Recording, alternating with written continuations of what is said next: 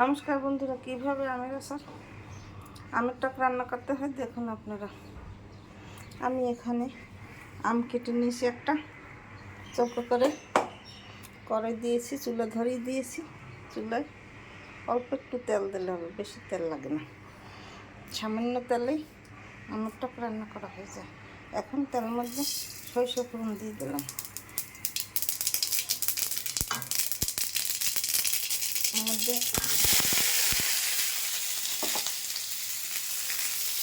আম দিয়ে দিলাম পরিমাণ মতো,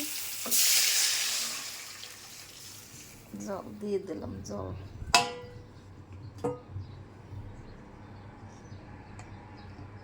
এখন আধা চামচ হলুদের গুঁড়ি, 1 চামচ লবণ দিয়ে দিলাম। 2 মিনিট পর ফিরে এসেছি, আমি জাল হয়ে গেছে। এখন 1 টেবিল চামচ চিনি দিয়ে দিলাম। একটু পরেই নামিয়ে নিন। এইভাবে আমের টক রান্না করে খেয়ে দেখবেন, খেতে অনেক সুস্বাদু লাগবে। আমার চ্যানেলটিকে সাবস্ক্রাইব করে, লাইক, কমেন্ট, শেয়ার করে পাশে থাকুন। ধন্যবাদ। Thank you.